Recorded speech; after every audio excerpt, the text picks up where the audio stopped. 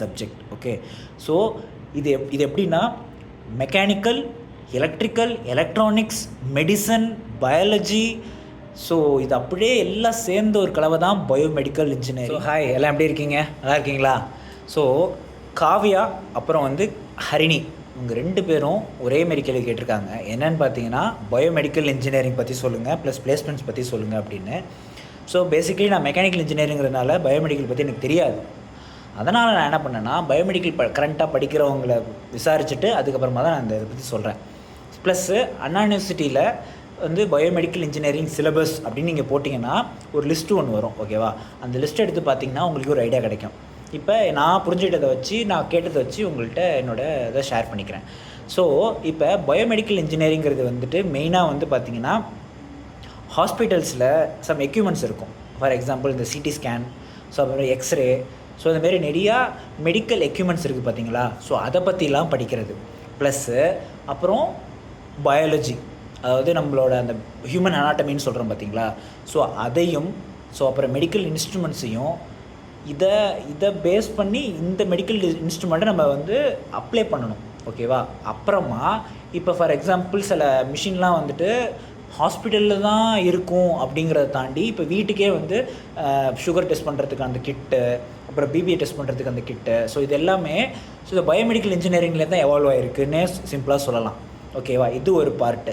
இப்போ syllabus wise என்னென்னலாம் இருக்கும் அப்படின்னு பார்த்தீங்கன்னா, பேசிக்காக நான் சொன்ன மாதிரி மெடிக்கல் இன்ஸ்ட்ருமெண்ட்ஸா, அப்போ மெடிக்கல் இன்ஸ்ட்ருமெண்ட்ஸ்னால் நீங்கள் பேசிக்காக இதை பற்றி படிக்கணும் அப்படின்னு கேட்டிங்கன்னா electronics plus ethics, medical standards, medical என்னென்ன ஸ்டாண்டர்ட்ஸ் இருக்குது, அப்புறம் மெடிக்கல் எத்திக்ஸு, ஸோ அதான் மெடிக்கல் இன்ஸ்ட்ருமெண்ட்ஸில் என்னென்ன ஸ்டாண்டர்ட்லாம் ஃபாலோ பண்ணுறாங்க, ஸோ அதை பற்றி படிக்கிறது. Plus mathematical modelling.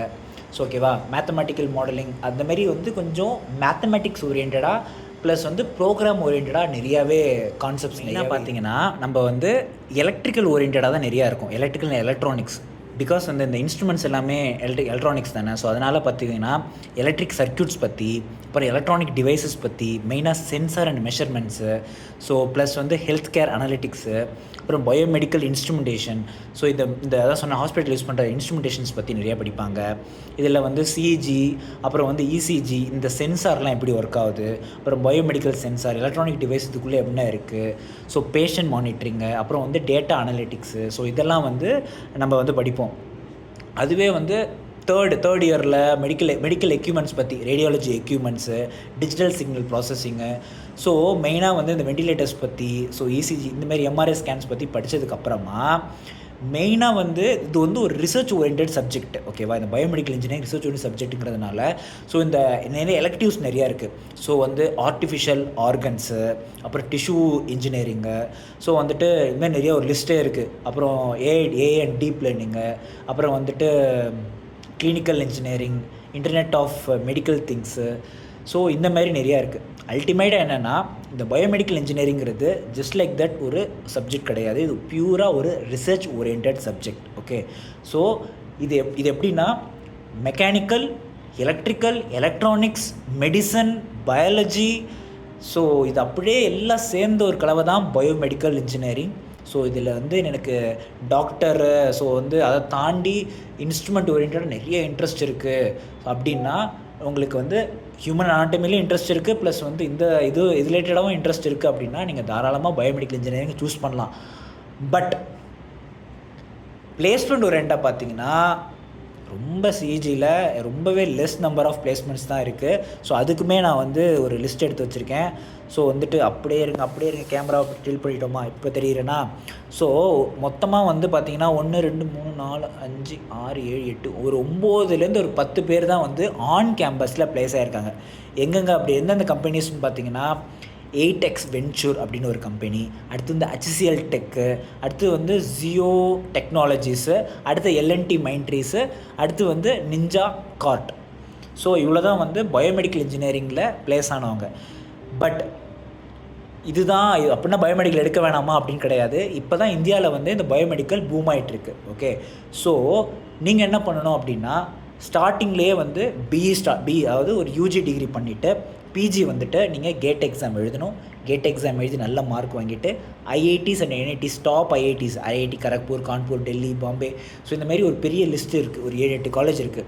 அப்புறம் என்ஐடி திருச்சி, அப்புறம் வரங்கல், சூரக்கல். ஸோ இந்த மாதிரி காலேஜஸில் வந்து நீங்கள் போயிட்டு படிச்சிங்கன்னா you have a great scope to get a good college, mean இந்த சென்ஸ் குட் கம்பெனியில் நல்ல பேக்கேஜில் ப்ளேஸ் ஆகிறதுக்கான பெரிய ஆப்பர்ச்சுனிட்டி இருக்குது.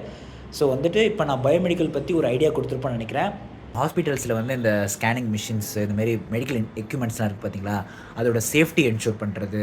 ப்ளஸ் வந்துட்டு ஈவன் தோ வந்து டாக்டர்ஸ் அண்ட் ஸ்பெஷலிஸ்ட் தான் வந்து அந்த டிவைஸை ரன் பண்ணி பேஷண்ட்டுக்கு டெஸ்ட் பண்ண போகிறாங்க. இருந்தாலும் அந்த டிவைஸ் வந்து என்ன ரீடிங்ஸ், என்ன வேல்யூ கொடுக்கணும், ஸோ அது வந்து கரெக்டாக ஒர்க் ஆகுதா, ஸோ அதுக்கு வந்து எப்போதும் ஒரு இன்ஜினியரோட இன்புட்ஸ் வந்து இருக்கும். ஓகேவா? இப்போ எல்லா ஹாஸ்பிட்டல்ஸ்லேயும் அது இருக்குது. ஓகே. ஸோ இந்த மாதிரி ஒரு மோஸ்ட் ரெஸ்பான்சிபிள் ஜாபுக்கு பயோமெடிக்கல் இன்ஜினியரிங் வந்து போவாங்க. ஸோ வந்து அதோட சேஃப்டி ப்ளஸ் அதோட பர்ஃபார்மன்ஸு, ஸோ இதெல்லாம் இன்ஷூர் பண்ணுறதுக்கு இதுதான் இதே விஷயத்தை தான் நான் என் ஃப்ரெண்ட்கிட்ட கேட்டது. இதுதான் அந்த பையனும் சொன்னான். ஸோ ஏதாவது டவுட் இருந்ததுன்னா தாராளமாக கமெண்ட் பண்ணுங்கள். எனக்கு தெரிஞ்சால் சொல்கிறேன், இல்லை தெரிஞ்சுக்கிட்டு சொல்கிறேன். காவியா, ஸ்ரீ, ஹரிணி, உங்கள் டவுட்ஸ் கிளியராக இருக்குன்னு நினைக்கிறேன். Okay, thank you, bye bye.